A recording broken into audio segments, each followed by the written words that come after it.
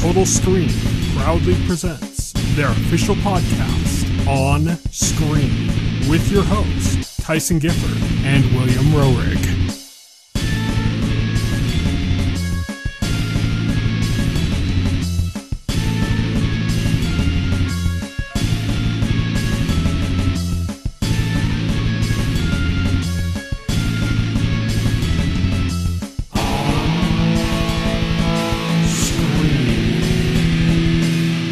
Hello, everybody, and welcome to On Screen, the official podcast of TheTotalScreen.com. I'm your host. My name is Tyson. I'm Will. And today we are going to be discussing quite a few things in full spoilers. What We Do in the Shadows, as usual. We'll be talking about Season 3, Episode 9, A Farewell, which is the penultimate episode of the season. We're also going to be discussing the movie Dune, which just came out. And I'll say in advance that Will and I both are Dune virgins. So... take that for our discussion. We're not coming in with a lot of intel. We're not coming in with like a lot of like expert knowledge. I'm not going to be dropping lore bombs. Yeah. I have no idea. And then we're going to be discussing Metroid Dread, which just had a demo surprise dropped just like today. So as we're recording this on the 27th. So if you're listening to this later, that I meant today, meaning when we're recording it. But yeah, we also have some news stories and some stuff coming up in the next week, so let's get started. Let's start with our news on our segment On Beat.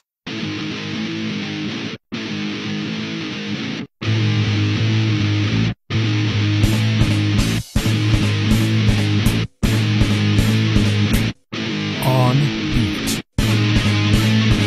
On Beat, as I mentioned, is our news segment. Let's kick things off. NetEase has bought Grasshopper Manufacture. This is like possibly the second move because we don't even yet know officially if the whole Yakuza Tagashi thing was actually... He didn't confirm where he was going. Yeah, we know he left and he went somewhere else. And the rumor before that was NetEase. So he's probably at NetEase, but we don't know. But, you know... But we know NetEase has been looking to make some waves in the Japanese development industry, just hiring key developers and now buying Grasshopper. Suda 51, that's a pretty big deal. Yeah. I believe the statement says NetEase is going to be hands-off and Suda's still going to have the freedom to pursue the projects he wants to, which is why he signed the deal. Yeah, let's really hope that that's the case. I'm not really worried about this at all. It's good that studios like, Grasshopper and Suda 51 get the funding that they need. Yeah, that's the plus side of it, definitely, is that they're going to get more funding and you're going to get, more polished and stronger products from them because of that, hopefully,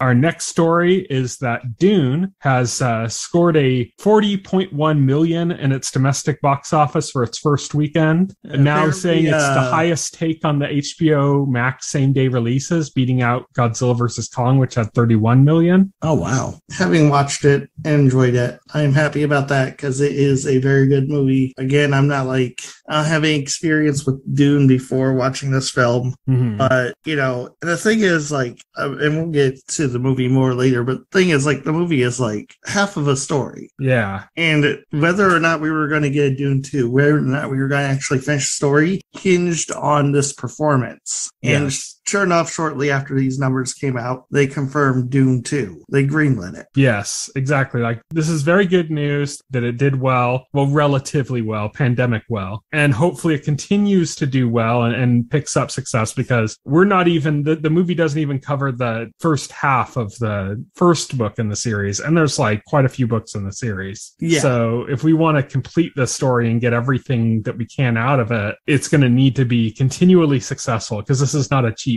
project. The Dune movie had a budget of $165 million. That's not including marketing. That's like almost like MCU budget. It's a lot more niche than like an MCU movie would be for comparison. Or like Star Wars, it doesn't, as you said before recording, it doesn't really pander to kids. So it's not something that's going to be able to pull in those kind of Star Wars dollars. So if it can continue this kind of success, then they'll continue to make movies in the franchise, which is good for those of us who enjoy it. Yeah. 100%. So our next story is the Uncharted trailer. So I'm somebody who has never played an Uncharted game. Man. I know about that. it in popular culture and stuff. I know like kind of how people react to it. So I knew like what people were already kind of weary about, you know, that Tom Holland wouldn't necessarily fit what Nathan Drake is supposed to be like, or Mark Wahlberg as Ellie might not be what they wanted. Have you played a lot of Uncharted or? Well, Uncharted 2 was literally my first platinum trophy. So,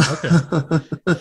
So what did you think of the trailer? So, I mean, it looked good. It looked like Uncharted. It had like the major set piece from Uncharted 3. It had the characters and stuff. But then when you get to the actors, the performances, at least in the trailer, it doesn't feel like Uncharted. It just, like Tom Holland is Drake and Mark Wahlberg is Sully. And in the trailer, I just got Tom Holland and Mark Wahlberg. I didn't get Drake and Sully. I didn't get that feeling. Drake's supposed to be very like confident, right? Whereas like Tom Holland's similar to like how he is in Spider-Man is very not confident, like very like struggling he's trying to be a confident person in this trailer. And to be fair, this is supposed to be a younger Drake than what you get in the video games. Yeah. Like technically, I guess. But it still doesn't feel like Drake. And Mark Wahlberg, like he doesn't even have that excuse. Mark Wahlberg, like, come on. He's just Mark Wahlberg.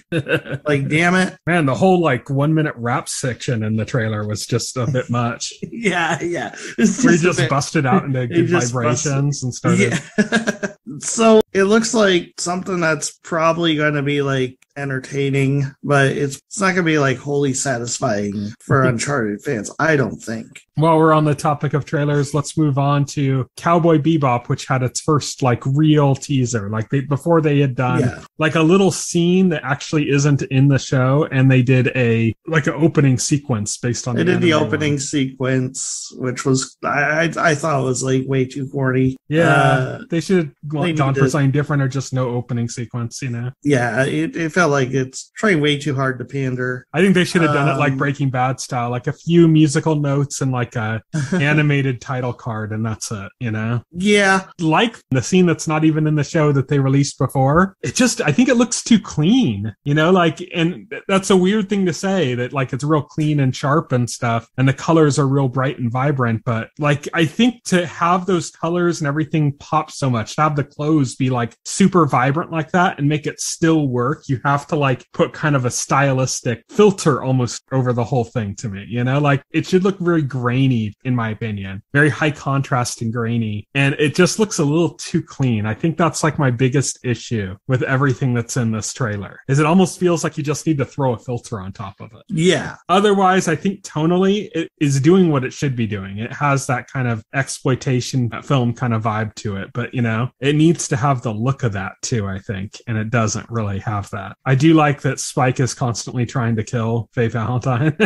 Yeah, it has the look of Cowboy Bebop. I don't know if I completely buy Faye Valentine in this trailer. She's supposed to be like a femme fatale type, like a very devil-may-care character. And the performance like that I've seen in the trailer like doesn't reflect that. And then Spike is just John Cho to me. I'm sorry.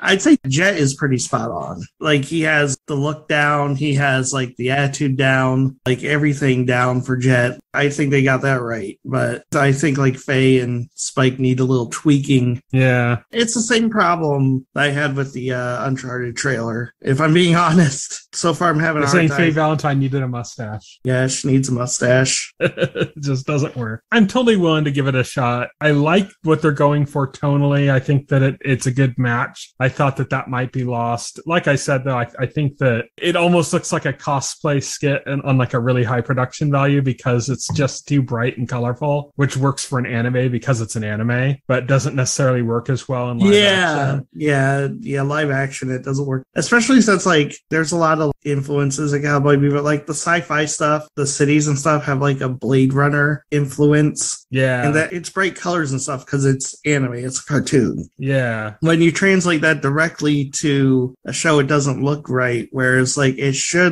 in live action, it should look more like Blade Runner than like trying to like adapt the anime style, you know? Yeah, I mean, I think you can do it the anime style. I just think, like I said, you need to go hyper stylistic with the look. And I think that they went hyper stylistic with the production look, like what's on set and stuff, but not with like the way it was filmed and not with like the way it's post processed. And like, I think if they had done that, then they could have gotten away with it. It would have had that kind of exploitation film aesthetic to it that would have worked more. But I mean, you know, this is just a trailer or a teaser, you know? Yeah. I'm just saying, like, this will probably be a fun show. It's not going to be the masterpiece Cowboy Bebop was. Yeah. It's just not. That's the Cowboy Bebop teaser. We have one more trailer to go over, and that is Wheel of Time, the new Amazon series dropped its trailer. And again, this is like another thing like I know nothing about.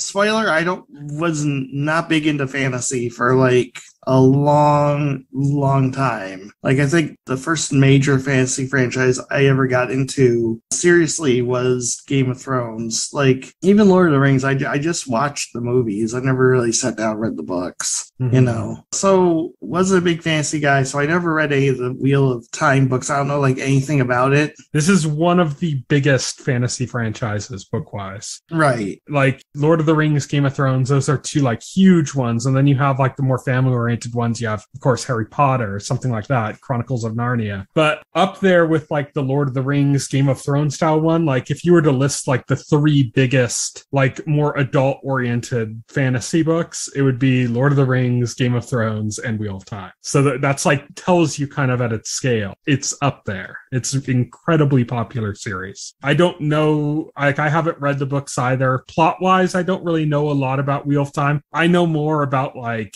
its popularity. I know that, you know, the author died before he finished the book series and that it was finished by another author. Yes. It's Robert Jordan wrote the original books and then he died before. I think they had two more books in the series when he died. And then Brandon Sanderson finished it, who's another like really big fantasy author in his own right, from his own series that he's written and stuff. But yeah, so like my knowledge of it isn't really about plot or about story. It's more just like I know about the size of the franchise. You know, that's like what I know about it. The trailer definitely evokes very much like a Lord of the Rings vibe to it. Yeah, I mean, I think it looks good. Yeah, same. Last story is Nintendo Switch Online. The expansion pass came out, and it is just nothing but problems, apparently. I don't know, because I was strong and held off and didn't buy it. I was weak, and I caved. I bought it, and I regret my actions. This is like first year of Disney Plus style regret.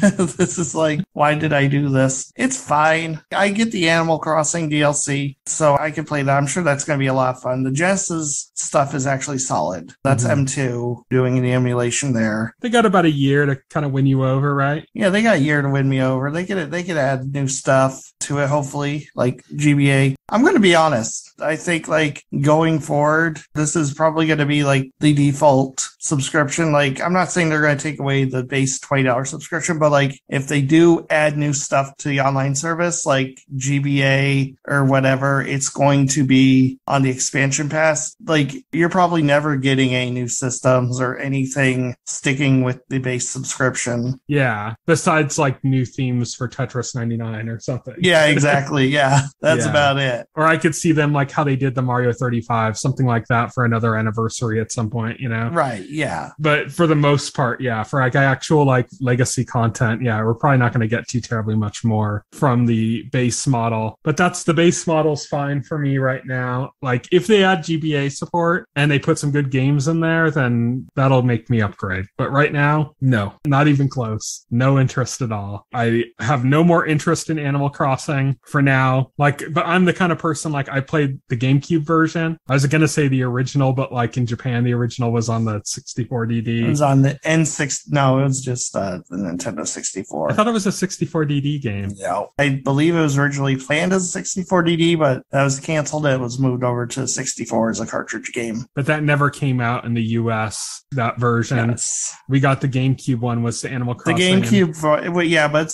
it's basically like a remaster of that game anyway. Yeah. Yeah, so just a little cleaned up and yeah. But yeah, I played that version. I got got the Wii version, but like I got that like from my mom. Like she played it most. I played a little bit of it, but not I barely remember anything from that. And I haven't really touched it besides that until the Switch version, which was a combination of just, the pandemic and not having anything to do, having all that anxiety kind of floating around in the air. And just the fact that it had been so long since I'd played an Animal Crossing game, that's what made it work for me. And like, that's all the kind of goodwill of that is like already been burnt out for me. Like I'm just completely uninterested in the franchise entirely and will probably be so for at least like another 10 years. And then maybe like the nostalgia will scratch at me again or something. But right now it's like, I just have no interest in that. Like the DLC did nothing for me. That even the free content, I'm not even going to bother going back into the game. I just don't care. And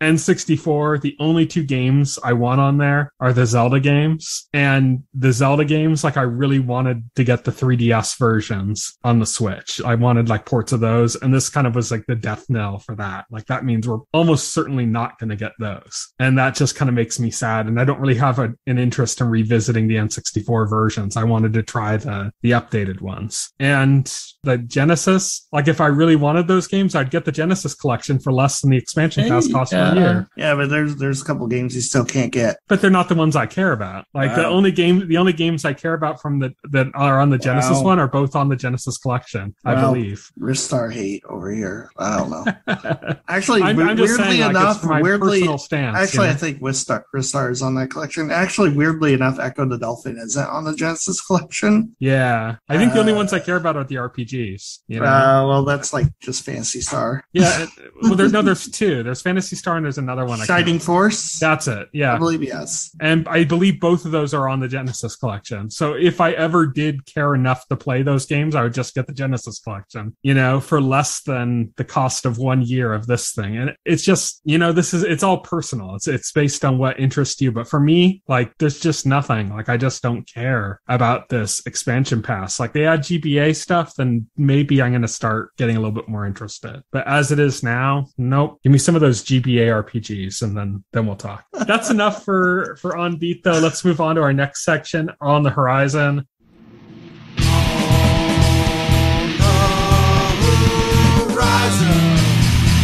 On the Horizon. On the Horizons, where we talk about the movies, shows, and games that are coming up in the next couple of weeks. So first up, Doctor Who is coming on Sunday, October 31st on Halloween on BBC America. I'm not really following Doctor Who anymore. I might jump in when they do the next Doctor, but that's not this. I'm not too interested. I know you never got into Doctor Who. No, I can't. I'm sorry. That's fine. Sorry, nerdum. It's too corny for me. Next up is The Harder They Fall, which comes to Netflix on Wednesday, November 3rd.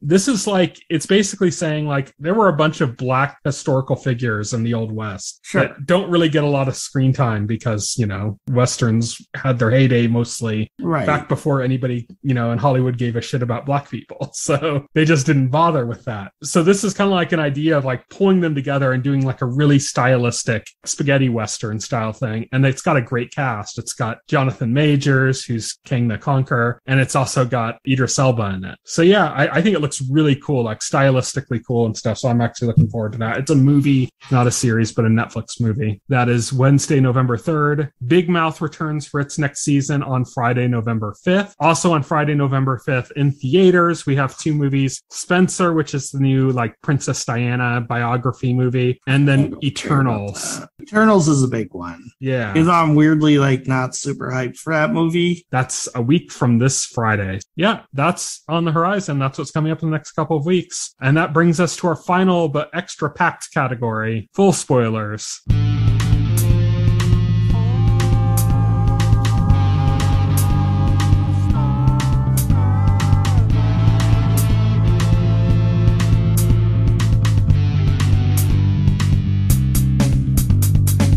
And we're going to kick things off with the penultimate episode of Season 3 of What We Do in the Shadows. Season 3, Episode 9, A Farewell. This was a fun episode. I really enjoyed this episode. Mm-hmm. It's funny, too, because they do, like, a red herring, because the episode's titled A Farewell. Yeah. And the episode description literally says, like, at least the episode description on Hulu says, a vampire leaves. Yeah. And so they set it up to be, like, Nandor's the one going, especially because it flows out of the events of the last last episode. Yeah. And Nandor's depression. So they set it up to make you think, oh shit, Nandor is exiting the show, but it turns out to be somebody else. Yeah, when it was going to be Nandor, I'm like, oh, Nandor's going to leave the show. And then I guess so am I. So I'm kind of glad it ended up not being Nandor, even though I'm sad at the one that we did have leave. We had actually discussed previously on another episode of the season the fact that there didn't really seem to be much for his story now. Yes. So maybe that's kind of just why. Also puts like a lot of things into context. Yeah. So let's quickly go through what happens here. So what happens is, following the ending of the last episode where Guillermo saves Nandor from that cult, Nandor is still depressed and he's frustrated. He's frustrated with everybody in the house. I really love when Nandor going off on like all the vampires. Like he's like, Laszlo is like, you are the laziest vampire I ever had the misfortune of meeting. Thank you. And he's like, thank you. Yeah, thank you. Nadia, you're so, self-absorbed, all you care about is power and, your own like self-interests. And then Colin Robinson, oh God, this is the worst one, because Colin Robinson's like, oh, hey, this is fun, do me. And he's just like, Colin Robinson, I wouldn't even remember your name if I didn't have it written down on a piece of paper that I carry with me every single day. And then Colin Robinson's all like, oh, that wasn't so fun. Yeah, that wasn't so fun. Yeah. And Nandor basically announces he's going into a super slumber, which is like a sort of vampire hibernation. Indistinguishable from death. Yeah. Just, like you're going to hibernate for like up to like 500 years or something. It could be like, I think they said years. like 800 years. They say, so it could be like 50. It could be 300. The longest. It could be 500 or. I believe they said 800 years was the longest the vampire like super slumber. Yeah. They said he'd come out of it like super weak and famished and everybody is basically either dead or moved on. Yeah, they said like vampires only do it as like a last resort when there's like a major siege or something and like, shit is going down. Mm-hmm. And that's the only way like out of it. When Nandor announces this, like Colin Robinson like also announces like it's his 100th birthday. Nandor's like, who cares, Colin Robinson? Nobody cares except for Laszlo. Yeah, except for Laszlo, which we get into. And then while this is happening, the Worldwide Vampiric Council like sends them a message. The guide announces that the Worldwide Vampiric Council is coming to check on how they've been running the local chapter. Which is a great collection. We have like 4 people that show up. One of them's not even a vampire. Yeah, one of them's, oh God, one of them's David Cross. Girlfriend, yeah. David Cross is one of the vampires. He's Dominicus the Dreadful. He's one of those vampires that has kind of a lot of inhuman features, Yes, he does. And he's extremely old. And he has a human girlfriend, which I love. Girlfriend named Coco. Yeah, named Coco, which I love it because the guide says to her, it's like, he's never going to die, right? You're not going to get his money. Yeah. Then another one of the vampires is Contessa Carmilla de Mornay. They decided for this one to just cast an actual vampire. Yeah, because apparently the actress is 64 and she looks like my age. Fantastic for 64. Like really, like damn. And then the final one is Donald Logue as Donald Logue. Yeah. Or as Nadia says, oh, it's Quinn from Blade. Yeah. He's like, no, I was just acting in that movie, but like after I filmed Blade, I had so much fun. I just fell in love with the lifestyle and decided to become a vampire for real. Yeah.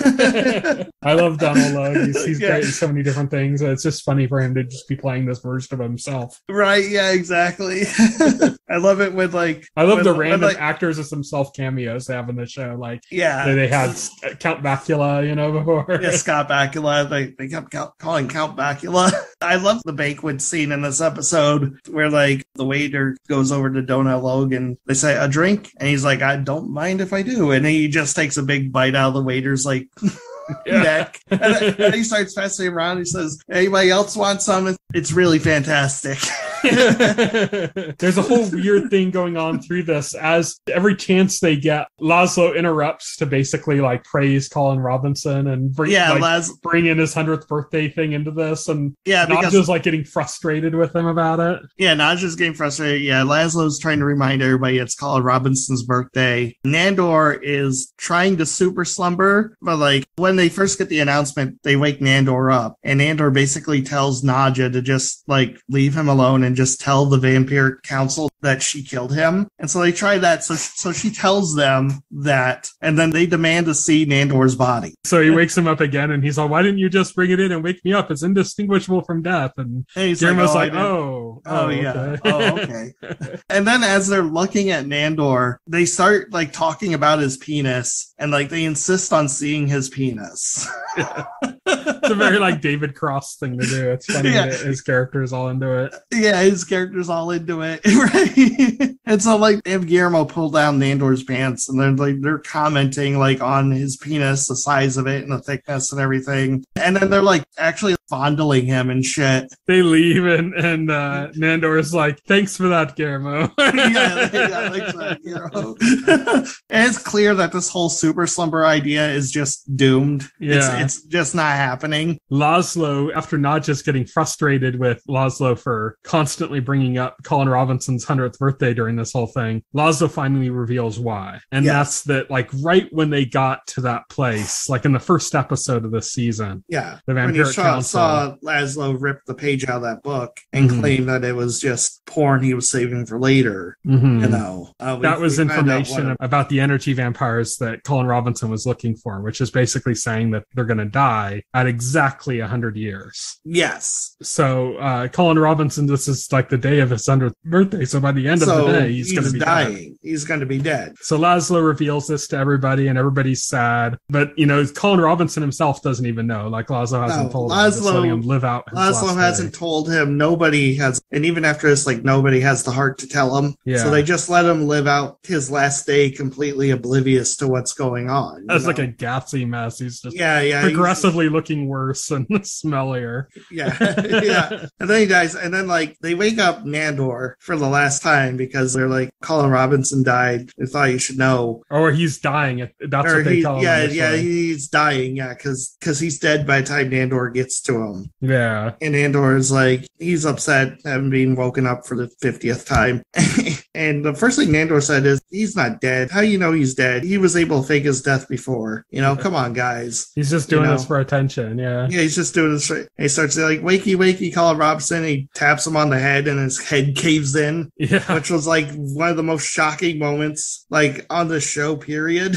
Yeah, it just caved in. There's just goop everywhere. Yeah, there's just goop everywhere. And that's like where it ends. Yeah. It ends on that note, and it's crazy. It's just Nandor going like, oh, I guess he isn't faking, and that's it. Yeah, that's it. Yeah.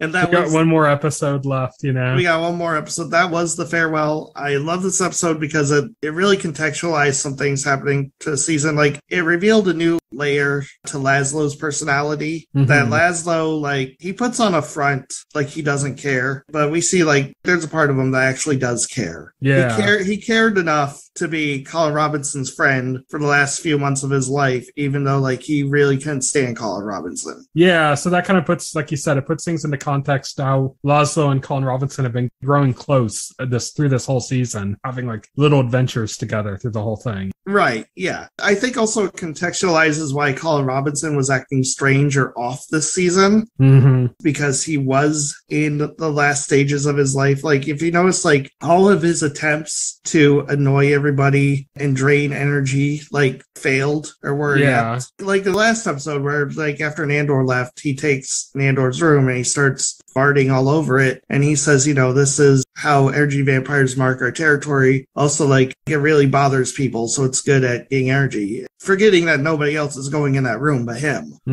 You know, like, examples like that, you know, or like his weird obsessions this season can kind of be explained by the fact that he was dying and so maybe losing his mojo. Yeah, it'll be interesting to see what they're going to do with the final episode of the season. Yeah, because there isn't like a lot of ground. Like, they don't leave off. I think the last episode last season ended with them like knowing that they were going to be going to this next event. Like, there's kind of set up to what they were going to be doing, you know? Yeah. I think, if I remember correctly. And there's like nothing here. Like, we don't know. There's nothing. We don't know what's going to happen. Yeah, we don't know what's going to happen next. I'm pretty excited to see it. Yeah. And there was no preview for this next week's episode where there had been previews for the other ones. Oh, okay. Yeah. I didn't see a preview. So yeah. Yeah. So I believe that's it for What We Do in the Shadows, the penultimate episode of the season 3, episode 9, A Farewell. We're going to move on now to Dune. I'm going to preface this by saying, forgive us. We haven't read the books. We haven't watched the previous movies. We're not Dune experts. We're probably going to get like a bunch of stuff we're Dune-gens. Please don't send us messages like, actually, I don't want to hear it. We'll probably make mistakes. Just kind of accept that. This is our first Dune experience, really. This is our first Dune rodeo. Yeah. So Dune was directed by Denis Villeneuve. I can't even pronounce his last name. Yeah, please no. Who did Blade Runner 2049 as well as The Arrival. He's kind of like the go-to director for like big, meaningful sci-fi movies right now. So him taking on Dune is kind of like a big thing. People are really excited about it. He also really hasn't worked within franchises so much as in, he did the Blade Runner movie, which is part of a franchise, but he did it as like a singular film, So he isn't really kind of into that area. So people were wondering how this was going to work, like how Dune was going to play out, how much it was going to cover and stuff. And we ended up finding out, of course, that, there is going to be a part 2 that they're going to be starting working on very soon. Let me mention this, but let's start talking about the movie. So I enjoyed it. I really enjoyed it. It did feel like it was 2.5 hours of setup for like the main plot, but who cares? It was really entertaining setup. Yeah. Big epic set pieces and loud, crazy music and crazy wardrobes and, yeah. I'm one of the people, I live in the desert and I do not find the desert charming or attractive at all. Some people are like, oh, this movie has these beautiful desert shots. I'm like, nah, it does nothing for me. I live in the desert. I don't like it. This somehow made the desert gorgeous. I look gorgeous here. I don't live in the desert. I also don't find like the desert to be like romantic or anything. Yeah. This movie did it kind of like these dunes were gorgeous with the spice and the sand, like sparkling stars within the sand was like really cool looking. The spice and the sand gives it like a magical quality to like the whole thing, it's not just a desert, it's like a magic desert. I can already tell I watched it once. I only got like the broad strokes. I know there's a lot to this that's gonna take multiple viewings to fully parse because this is a pretty complex plot. There's a lot of different factions, a lot of different characters. It's called what it is. It's adult Star Wars. It's adult Star Wars. You have like the different factions. You have House Atreides, which is like where our main character comes from, and I guess like they rule like a planet, and they're going to the desert planet, which is called House Atreides runs planet Caladan, which is like an ocean planet. And the planet that they're going to, this desert planet we've mentioned, is Arrakis. Arrakis, that's it. Yes. Okay, Caladan. I'm looking at the notes because like I'm trying to remember. I'm not able to remember all these names offhand. Now we know how those Game of Thrones viewers at like 4 seasons in would be like, who are all these houses? Who are these houses? Yeah, and like we're like fucking experts on it. Yeah.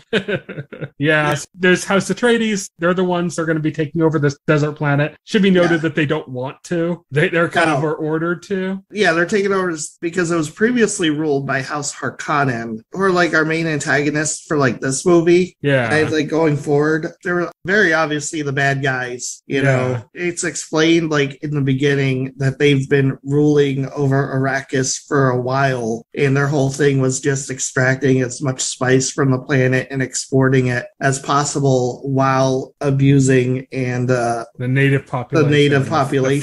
The Fremen, to the point where the Fremen like they hate the Harkonnen, they hate the whole empire. They hate the whole because this is like I think is a galactic empire. Like there is an emperor who's mentioned but never seen in this, And basically, like what we're given of the backstory is that House Atreides has been becoming more and more influential. Yes. And like other houses are turning to House Atreides for advice and help and stuff rather than turning to the Emperor. And the Emperor has been getting more and more jealous of this. So his move to put the Atreides to take over Arrakis is basically like a setup to exterminate them. Yes, it's a setup to get rid of them. Yeah, he's like behind their backs. Like he's sending them to take over the planet while providing an army for House Harkonnen to take back their own home planet that he took from them and gave to House Atreides. So now, like, he's basically setting House Harkonnen as well as some of his own forces to murder House Atreides. Yeah, and this is like the big setup here. The Duke is kind of oblivious to this. He knows it. He knows that it's a setup. Yeah, he doesn't know the finer details of it, but you could, like, they mentioned it when both his retainers, because Gurney, who's played by Josh Brolin, said to Paul, the main character, Timothée Chalamet's character, like, you don't really know what's going on, do you? Like, this is like, we're screwed. Like, you don't realize how bad this is. And the Duke said this basically the same thing, like, early on in the movie, that, like, you know, this is a setup. They're looking for a chance. And, like, constantly through the movie, he's like, when they're talking to, for example, Dr. Liette Keynes, who is the, like, Fremen scientist that's on the scene that works for the Empire, he's, like, constantly trying to, like, have her with them as things are being observed, so he can point out, like, look, you can see we're obviously being set up to fail here. Yeah. Like, yeah. Can you report this, that we've been set up to fail? Like, can you act as witness for this? And so he's trying to, like, kind of bring her along to all these things so that there has to be an Empire witness, an unbiased witness who is observing all of this, you know? So he knows. He doesn't necessarily know that they're being set up to be exterminated. He just knows they're being set up to fail. Right, yeah. But it turns out that no, they're being set up to be exterminated. Yeah. And they're set up being killed, and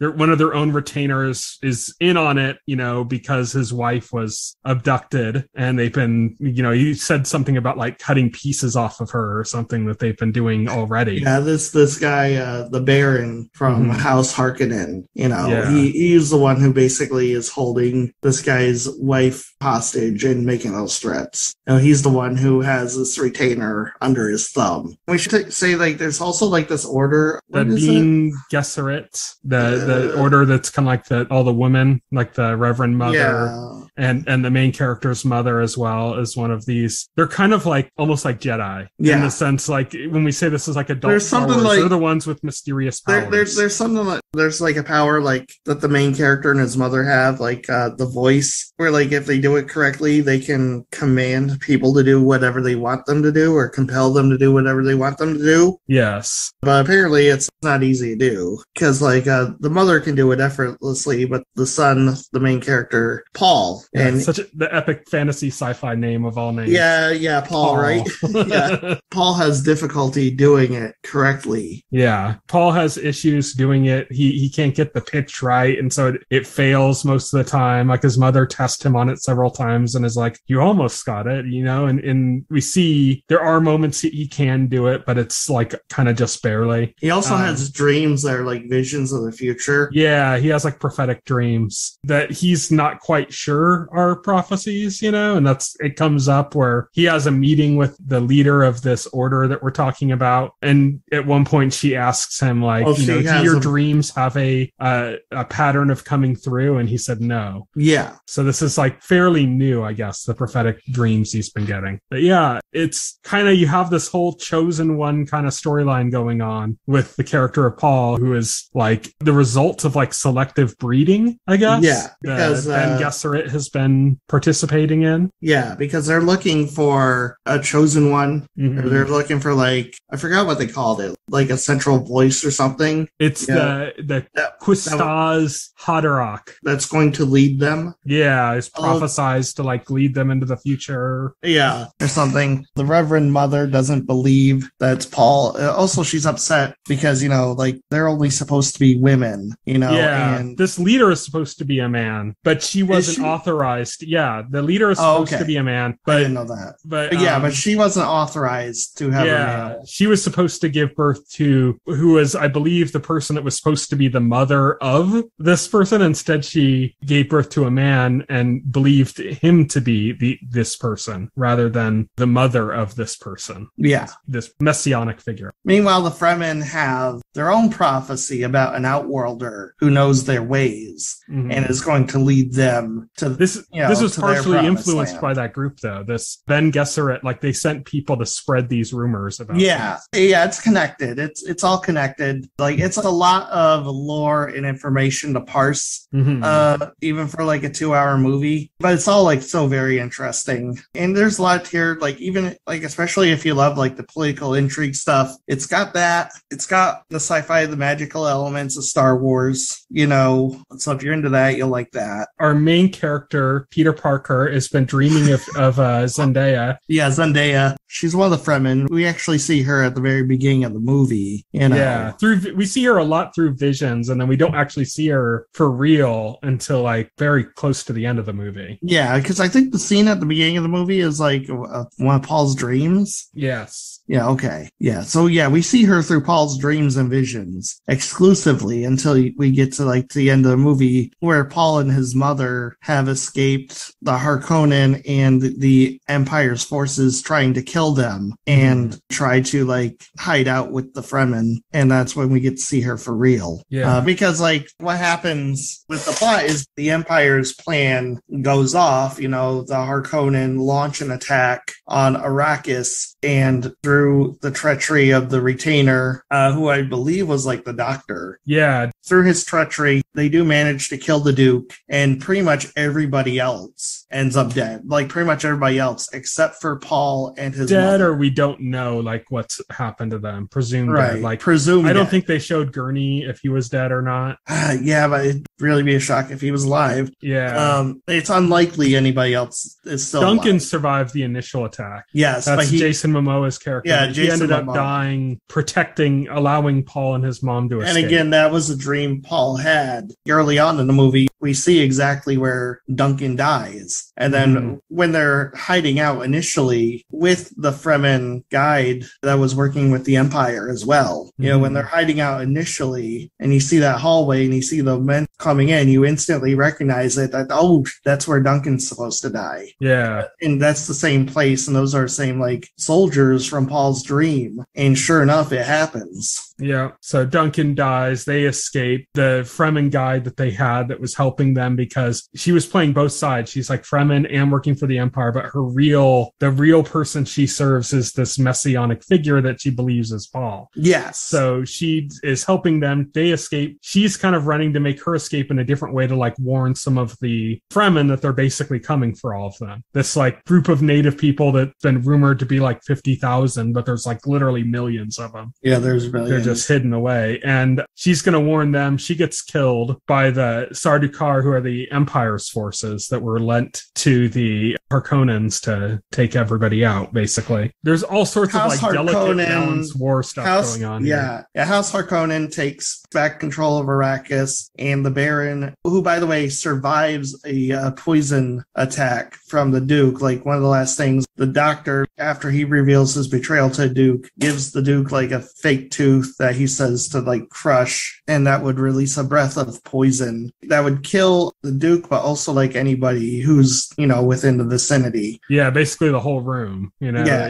and he said, try to save it for the right time. Yeah. You know? So there's a scene where the Baron has the Duke, and the Duke is completely emaciated because he was like stabbed in the back with like this drill thing. I don't even know. He's like poisoned, I think. And I believe he's been stripped naked. He's been stripped naked. He can't move. Yeah. And he mumbles something, and the Baron like leans in and is like, what'd you say? And then that's when he releases it. And you see like everybody die like around him. And it's like, it's unclear because you don't see the Baron drop dead. But like the next time you see him, you see Dave Bautista's character. Dave Bautista also plays a Harkonnen, Beast Rabban. Yeah, Beast Rabban Harkonnen. Yeah, is Dave Bautista's. He's like the Baron's right-hand man. I think he's his nephew or something. Oh, okay. All right. He's the part of the family. He's got the same last name. Yeah, that makes sense. Yeah, he's part of the family. He apparently is talking to the Baron, and they got the Baron in like this black freaking like tar looking, like in a tub full of like black tar that's supposed to be like healing him. Yeah. Yeah. There's like these like streaks of like oily looking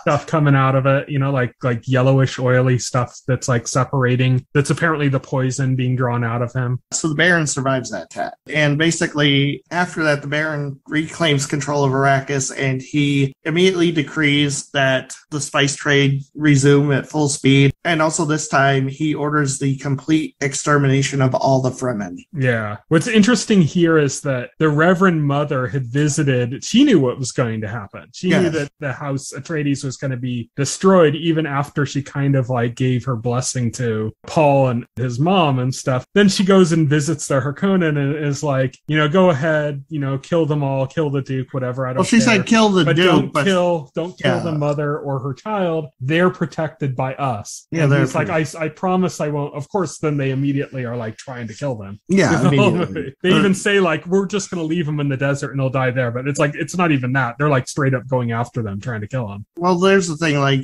he's like, of course I'm going to keep my word.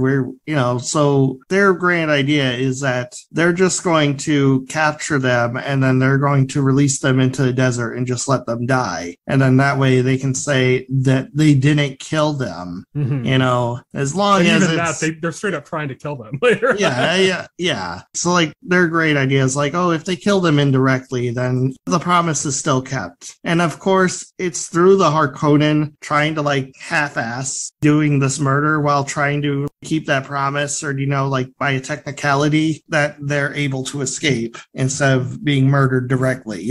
Yeah. So Paul and his mom, they escape. They end up encountering the Fremen. This is where we see the character of Chani, who is Zendaya's character that was in the prophecy. We also see Stilgar, who's kind of like the chieftain of the Fremen, played by Javier Bardem. Yeah. And he's interesting because we had seen him before. He'd like come in to do negotiations with the Duke when he was still alive. And then there's another guy named Jamis who like doesn't accept Paul and his mom, like, because Stilgar's like, we'll take Paul and his mom with us, or it's like at first he's like, we'll take Paul with us, but his mom has to die. And then she proves herself, and then he's like, okay, fine, we'll take both of you. And then Jamis is like, no, fuck that.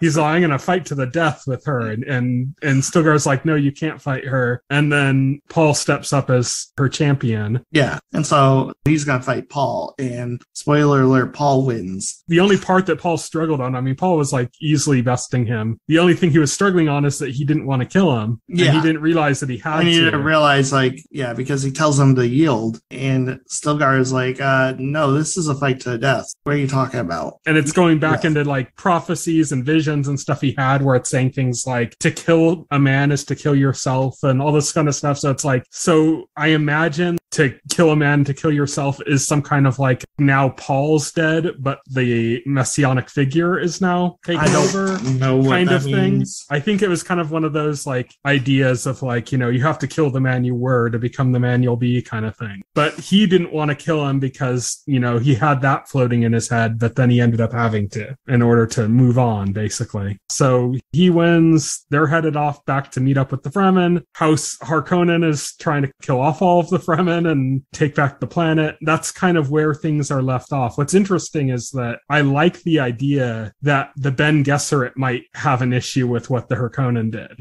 Yeah. Same. And that could come in. I like the idea that it's not just going to be like the good guys versus the bad guys, but that there could be other factors involved, not directly on one side or the other. Yeah. Kind of makes it a little Game of Thronesy in a way. That's a Dune. It'll give you major Star Wars prequel vibes, but like more adult, which is like really cool. So like, I think people, when the prequels came out, people were like, that grew up on Star Wars were like, oh, okay, now we're going to get the adult Star Wars. And that's not what ended up happening. Well, this is the adult Star Wars. So go watch it. This is better than Star Wars. Yeah. Watch it. Yeah, exactly. Now we're going to move on to our last topic, which is Metroid Dread, Metroid 5, a game that I didn't think I was ever going to beat. Oh, man. I believed in you. I think you beat it. Did you beat it before our last podcast or right after? Right before the last podcast, like literally 30 minutes before the podcast. Yeah. At that point, I'd fought the main boss, but I had lost, like I didn't have any hope. I told you, like at that point before then, like I fought the boss several times earlier that day and lost. It's like before our podcast started, I wanted to finish it by the time of the podcast, and I was skeptical it was going to happen. happen. But before the podcast started last week, I just sat down. I was like, okay, I'm just going to try this, see if I could do it before 10 o'clock. It was already 9:30 at the time. I was like, I'm just going to see if I could do this before 10 o'clock. If not, no big deal. And then I beat him on my first attempt. And I was like, oh, okay, well, good.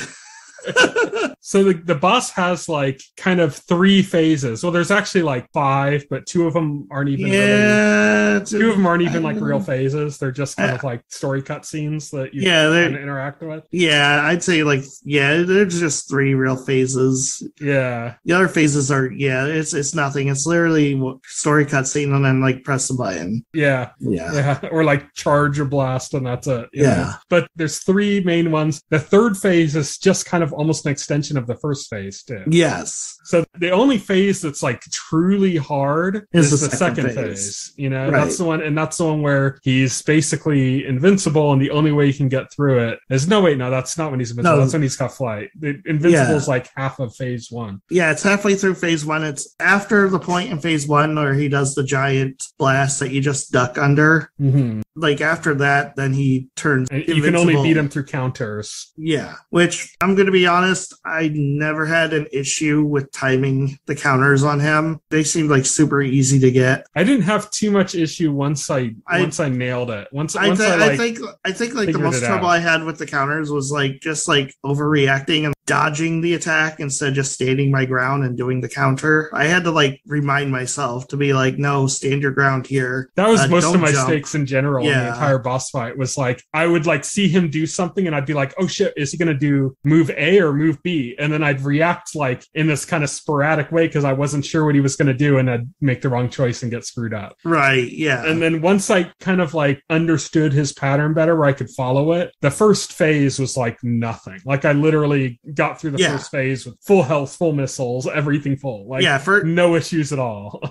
Like once I knew what I was doing, like phase 1 easy as hell. It took a while for that to kick in for me though. I think the 2 things I had issues were one was just like learning the patterns, and then after that, like I was self-sabotaging because I do that a lot in games where I'm like I kind of doubt myself. Like I go like, oh, I need to do this, and I kind of doubt, and that second guessing gives me enough time where I just get hit a bunch and then I die. Right. Yeah. So that's what was happening with me. And then finally at a certain point I said, okay, Tyson, just calm down. Just play this easy. You don't have to like fire a million missiles to him at this exact part. Just dodge, hit him a few times, dodge, hit him a few times. Once I kind of like decided to do that, like I just got right through it like easy. It just is like nothing, you know? Right. Yeah. But before that, I was having a lot of trouble on the first phase. And then I got that down. Then it was like nothing. And the second phase is really hard. Yeah. Second phase, I had a lot of trouble. I even like when I beat it, like I still wasn't too good at the second phase. Like the no first recoveries, time, no counters in the second phase. Yeah. No counters and no recoveries. And you got basically like go all out. Like the best thing to do, like in the second phase is like when he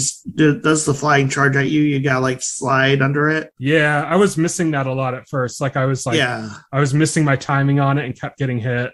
But once I got that, then it was like, okay, this is getting easy. You know, I can do this. Yeah, it was getting easier. The trick for me was just getting through that phase, getting to phase 3 with like enough health to not get immediately annihilated. Yeah, once I got through that, like I was dying on that third phase, but once I got through it with like, I think one time I got through it and I still had like 2 bars of health, like 2 full bars. And then like once I did that, then I was able to recover enough health during that phase. And then like phase 3 is basically try to finish him off as fast as possible. And the best way to do that is to try to bait out his charge attack that you can counter, because when you counter him, you deal more damage during a counter than you do just shooting him normally. So if you could get him into like a couple, I'd say like about 3 or so counters, you can finish him off pretty easily. Also, I'd say you said that you took out his giant black ball things that he'd send at you with like missiles. Yeah, it's like it's 4 much ice easier. missiles. It's much easier to take that out with a power bomb, and you recover power bombs the same way you do the missiles. Like that's true. So it doesn't. But you're right. But I wasn't running out of power bombs like at all. Like nice. It was just like with missiles. Nice. I kept getting the guide I watched said like 4 like ice missiles did the trick, and so I was just going by that. I didn't even think to use power bombs. Yeah, power bomb works much better because as long as you're far enough away when it initiates it, you have plenty of time to drop it. There's like cool stuff all throughout the game though, like the boss before the last major boss, the experiment. There's a part like during that's the one I mentioned last time. We talked about it where I said like, is that a boss that you end up fighting later? That was that boss. Yeah, it turned out to be that boss. I turned out to be wrong, but I learned like there's a part during his second phase where like he's pushing you against the wall and he's shooting like those pink plasma like things at you while he's like pushing you against the wall. You can actually charge up a speed boost during that and then save it as a shine spark, and then if you shine spark into him, it one shot kills him in that phase. Yeah, and I heard it about ends that the afterwards. fight. I didn't do that, but I heard about that afterwards. Yeah, I thought that's insane. I like those little tricks like that. Both of us did the Kraid trick. Yeah, the Kraid trick is also like a one-shot kill Easter egg that you can find. Yeah, you have to get to phase 2. Yeah. You have to get to phase 2, but once you're in phase 2, you can one-shot him. But you also have to get to phase 2 with enough health, because if you don't have enough health, then you'll die doing it. Yeah, because being inside Kraid's belly button like damages you constantly. I think it takes like 2 full bars. Yeah. It does like 2 full bars damage to you. So basically, you can sequence break in this game. And what's cool is not only can you sequence break, but it gives you alternate routes when you do that. Yes. So like, you know, beating Kraid, you can beat him without even getting to the 3rd phase if you have the morph ball bombs. Yeah. Which you can only get at that point by sequence breaking. Yeah. And then once you sequence break and you get that, then you can go and do that and get shot in ball form into Kraid's stomach. You lose health very quickly when you're in his stomach, but you just keep dropping bombs and that's it. You win the fight. Yeah, you win the fight. There's no phase 3 at that point. He's just dead. Yeah, and it's a very difficult sequence break too. There's like an acrobatic move you have to do that's really tough. Yeah, it's pretty fun. Yeah, it's pretty tough. I was able to do it. Still not as hard as the Shine Spark puzzle that I quit on. Funny enough, like I watched like a guide for all the Shine Spark puzzles, and I think I did like the majority of them. And the one I quit on was literally like the hardest one. So that's good. I was able to kind of figure out all the Shine Spark puzzles. I just couldn't do them. Like I'm like, okay, so most of them are pretty easy. Here's the stretch of land where you can get your speed boost, and then here's the best route to get to that to do it. I just couldn't do it in time because I'd make mistakes, like in my timing. And then I just after a while, I'm like, you know what? I don't really need this. This brings me to like I wanted to go over some complaints and actually wrote down my complaints because I wanted to address them properly. Because I do have some complaints about this game. I want to say even before I get into the complaints though that I still love this game. I'm just being fair. I'm covering the things that I think could have used some improvement. And one of those is that those Shine Spark puzzles are probably the hardest things to do in the entire game. And the fact that they locked some of the energy bars behind that, I think is kind of wrong. Because if you're having trouble with the main game so that you need more energy to be able to finish some of the bosses, then you're for sure going to be having issues with the Shine Spark puzzles. So it's basically going like, you know, hey, if you're struggling here, then struggle here instead. You know, it doesn't really give you another out for that. And it's, you know, the game is incredibly hard. I also wish that they'd had more difficulty options because a lot of the bosses will like do like 2-3 full energy bars worth of damage in a single hit, which is kind of bullshit. You know, it's fine if you're going for a harder experience, but if you're struggling with that, that's a lot, you know, that it's basically you have to get like 3 upgrades to survive a single hit, you know? Yeah. It kind of downplays how cool that the upgrades are. Like you get an upgrade and it's not a matter of like, oh, this will save me now. It's like, no, this isn't even a third of what you'll lose in a single hit. You know, so you never, I think that's one of the things that this game suffers on is that I never really felt until I got the screw attack. That's the one exception. And the very, very end of the game when you get the, you know, Metroid. The game's called Metroid Dread, not Metroid Sunshine and Rainbows. Yeah, Metroid Sunshine and Rainbows. I don't know. I really enjoyed it. I don't have too many complaints. I love the Emmy stuff. I know some people had issues with the Emmy stuff. Oh, I like the Emmy stuff. Some of it was hard and obnoxious. And the last Emmy, the last I major enemy fight is kind of ridiculous. I love the feeling of tension it gave you running through those areas, especially when you couldn't like fight them. The last one was kind of annoying because you just could not escape. Like he just would track you no matter what. He'd always be in the room you were in. I saw some people complaining about like the counters for the enemies being like too hard to time, and the point there is that if you're caught by an enemy, that's a fail state. Like they're being generous by giving you a slight opportunity to get out of that fail state. But if you're caught, you're already in the fail state. Yeah, you're not supposed to get caught at all, and the chance to get out of it is an escape from the fail state rather than the fail state itself. Right. So, yeah, I agree with you there, and I didn't have an issue with the enemies, even though I got killed by him a ton of times. I still didn't have an issue with it. The only one I had an issue with is the last one, and that's just because he was always fucking there. Yes. It didn't matter which room you walked into, he'd always be there. It didn't matter if you were invisible, he'd just be standing like 4 feet from you. It's like at all times he's right on your ass, and that got a little annoying in the last one, just how on your ass he was. Not how easily he could do damage to you, how quickly he moved, none of that stuff. That stuff is all fine. It was just the fact that he was always within like 5 feet of you. But yeah, I mean, I want to go over some of the other issues I have just so I can get on to the stuff that I like about it. I want to get that out of the way. But one issue I know that you had as well, and we talked about this, is that there's no toggle for missiles. Like the control wise, I would have preferred toggles. Like I got used to having to hold down the buttons to activate the abilities, but I didn't really like having to have my index finger like married to the R button just to use like missiles. Yeah. Like because your regular blasts are almost useless. Against like bosses. Once you get like far enough into the game, it's almost useless. I'd say like it's good for like the first boss or something, but as you get further, it's like the game really wants you to start using missiles more.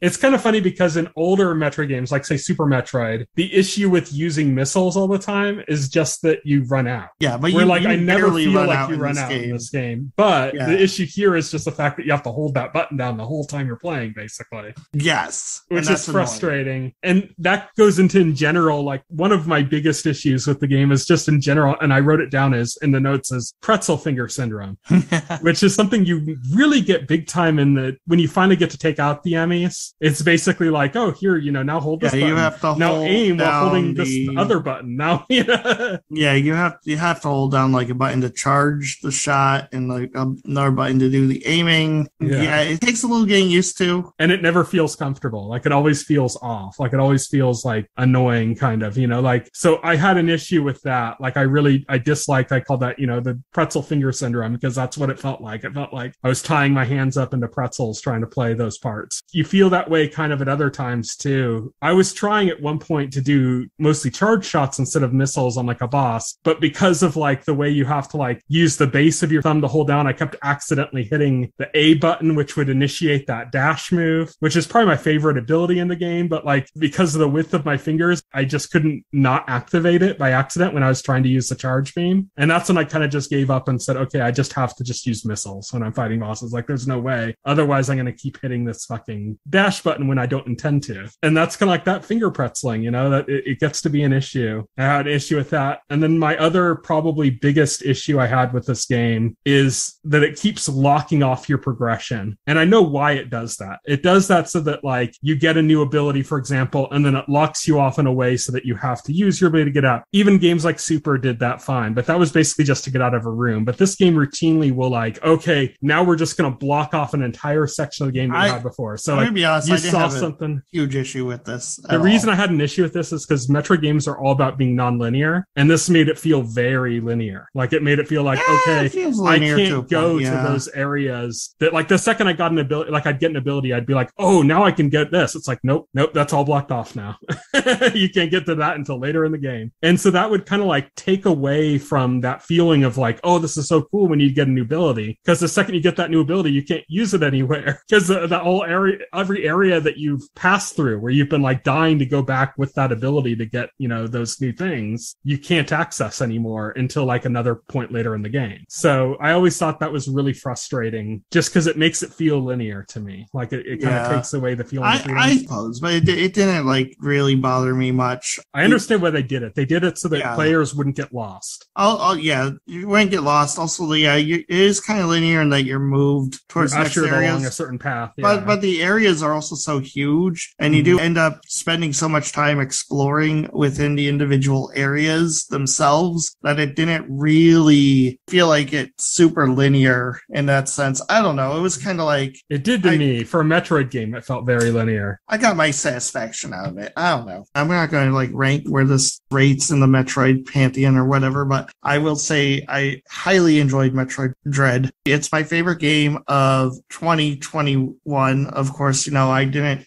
play too many games that came out this year. I played a little bit of Monster Hunter. That was okay. I played Ratchet and Clank. I enjoyed that. I still have to finish it though. I played Resident Evil Village, which I had fun with, but I wouldn't say it was like the best game that came out this year. Yeah. And Metroid Dread. So for what I played, Metroid Dread is my game of the year so far. I don't think anything else is coming out that's going to dethrone that. Like you, I haven't played many games this year. I played even less, I think, than you have. At least games from this year. I played a lot of games that weren't. Yeah, I'm only talking about games from this year. Yeah, like I played a lot of Cyberpunk this year, but that came out last year. If I'm going to include games that didn't come out this year that I played this year, Sekiro is my game of the year. I don't know. Yeah. It'd be tough.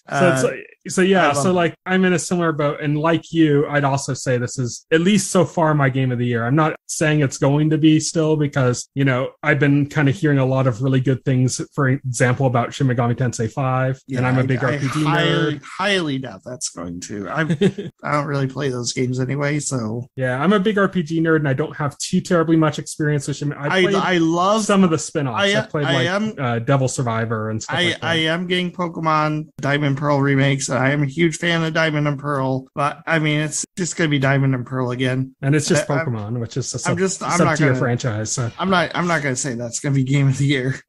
Doubt it. It's doubtful unless it does something amazing and unexpected, which it doesn't look like it's going to be doing. Yeah. So what are some of your other thoughts about Metroid Dread? What were some things that, I went through my laundry list of complaints and stuff. I mean, mostly my real complaint was mostly the control scheme. Just like that tweak to the controls. Controlling with an analog in a 2D game is always a little bit weird. I understand it's always a little wonky. You need that aiming, which is so essential to the game design that you kind of need analog for that. Yeah, you need the analog for that. And I do love the freedom that you have in aiming, that you can aim in any direction. I love the fact that they give you the ability to lock your aiming and to really nail it down. Yeah. That's good. I don't really have too many complaints about this game. I had the complaint about the controls, and that's about it. I'm not going to say it was too difficult because it wasn't very difficult for me. It was not easy. I died a lot, but it also wasn't to the point where I'm oh, fuck this game. I'm not playing the same. Here we go. The saint of hard games here. I never got to a point of frustration with the game where I didn't want to play it. That happened to me on multiple occasions. Oh, yeah. I feel difficulty wise, this is moderate. They really should have had a difficulty setting though, a different option. They do. I think that's hard mode.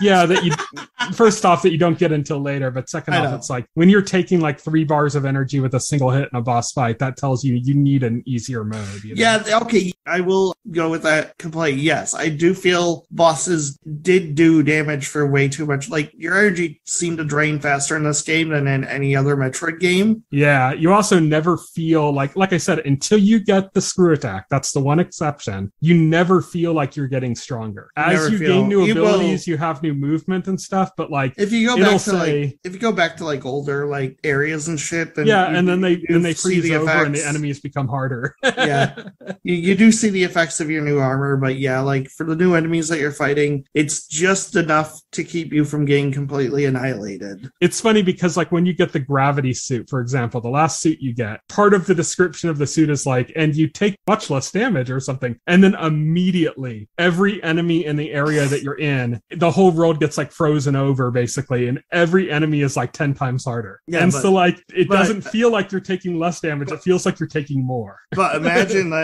without that, those enemies would just kill you, one shot you got. Yeah, my point though is that Metroid games usually have this feeling of becoming more powerful as you play, and then you fight harder enemies, of course, and stuff, but the basic enemies that you go through the game are so much easier that you can just breeze through. This game literally upgrades the basic enemies at that point. And so you get an upgrade and then it's harder. Again, that didn't bother me too much, especially since the game is really generous with giving you health refills. Yeah, if you can survive the initial attack, you know. You can. There's some difficult ones. I mean, like I said, when the area is frozen over, you end up with this flying enemy that when it dies, explodes into like a giant like ice shard that covers like half the screen or more. I barely remember that, but yeah. I mean, I don't know. It's fine. It's just, I did feel like some of the bosses like really like did a number on your health. Yeah, and they were all like bullet sponges too. Jeez, guys. Also, I would be regular enemies you'd fight that would take like 10 ice missiles. It's like, what the fuck? Also, I would really have liked it if bosses had like health meters. Yeah, or some way of indicating that you're hurting them, you know, because there are parts of the game. There are parts of the game where I wasn't even sure if I was hurting them or not. Like the final boss, like there's the part where he glows gold and is invincible. Well, like my first 2 attempts, I wasn't even really like sure what the hell was happening. Like, so you're just wasting missiles. Yeah. Like eventually I figured out I don't think he's taking damage. And then I'm trying to think like, how do I damage him? I had to look up a guide for that. The first time I had to look up a guide for anything really in the game. So again, not too bad there, but it was like, I mean, some better visual indications, even if not a life bar, just something to indicate a better idea that you're doing damage. Yeah. Video or audio. I mean, it could just be like when you're hitting him, he's like screeching or something. Some way to like let you understand that you're actually hurting him. Okay. You know? Final thoughts on Metroid Dread? Like I said, it's my game of the year for the year so far. Same. I have a lot of issues with it, but I also like it a lot. And the issues I have with it don't seem to be a lot of the issues I've seen going around. Like I saw people complaining about getting lost in the game. I'm like, that's a Metroid game. That's like one of my favorite parts of a Metroid That's a game. rite of passage. Honestly, I don't, like I said, the game feels somewhat linear to me. I don't think you get lost enough. Like, I think you need that more. Yeah. But I understand that like a lot of modern audiences that never played Metroids don't get that. So that's going to be a point of frustration for them. And that's why they don't do that. They expect the game to guide them at this point. So a lot of people not used to genre are like, that's how they say it. Like, and then you have like David Jaffe's complaints, which are completely foundationless. Yeah, no, I enjoyed it. It's my game of the year. Fantastic game. I think everybody should play it. There's a free demo up on the eShop now. So if you're on the fence, download the demo, see how it jives with you. And definitely. Did you see all the complaints? The whole like Twitter trend of the Sony $60 game versus Nintendo $60 game. That is freaking, that's the most idiotic thing. Yeah. Fuck that trend. Yeah. I saw people a really good game, man. This is worth $60. Yeah, absolutely. 100%. And anybody saying this game doesn't look good, it's like, that's crazy. This game is fucking gorgeous. The game looks fantastic. Especially when it shifts from 2D to 3D. When you see those moments, it's like, this is like a really good looking game, you know? Yeah, definitely. All right. Well, that's Metroid Dread. Yeah. So we both finished it. Are you going to play it again? You going to try to get your times down? Sometime down the road. Not immediately. I have no immediate plans to do it, but sometime down the road. What was your clear time? Oh, geez. You're going to make me like say this in public. I'll say it too. My clear time's abysmal. So mine was like about 23 hours. Yeah, mine was around that too. Mine was like, I think 22-30, something like that. Yeah. Okay. And I gave up at I think around 87% completion. I just gave up. I didn't get 100% completion either, because that one Shine Spark puzzle was the only point where I got frustrated enough to like quit. I think I did like 2 or 3 Shine Spark puzzles, like meaning real Shine Spark puzzles, not just ones where you like crash through a wall, but ones where you actually have to do like weird timing and stuff. I did like 1 or 2 of those. I did like the majority gave of them, up the rest. That one I got to. And when I realized I was just getting way too frustrated, that's when I decided 100% completion. I don't need plus 10 missiles when I already got 230 missiles. So screw this. Yeah. I felt about the same. I really wish I could have gotten the amiibo for this game, but Nintendo doesn't make enough, and that's frustrating. Yeah, I know. All right. Well, that's Metroid Dread. Yeah, and that's it for our show. So next week, we're going to be talking about What We Do in the Shadows, Season 3, Episode 10, The Portrait. That's what we have on the docket for next week. Maybe we'll have something else to talk about as well. Who knows? Maybe we'll have some news to talk about. Who knows? But until then, you can send us feedback. I am at Tyson Gifford on Twitter. Will is at Voxel Hero. Send us anything good, bad, or indifferent, and we can talk about it. Just don't complain about us not knowing enough about Dune. We get it. We're Dune virgins. We went into this blind. But thank you everybody for listening. See you next week, and good night. Good night. Thank you for listening to the OnScreen podcast. the official podcast of The Total Screen. Visit our website at thetotalscreen.com. This podcast can be found on any major podcast client, including Pocket Cast and Apple Podcast. The entire backlog of this podcast and other content can be found on our YouTube channel.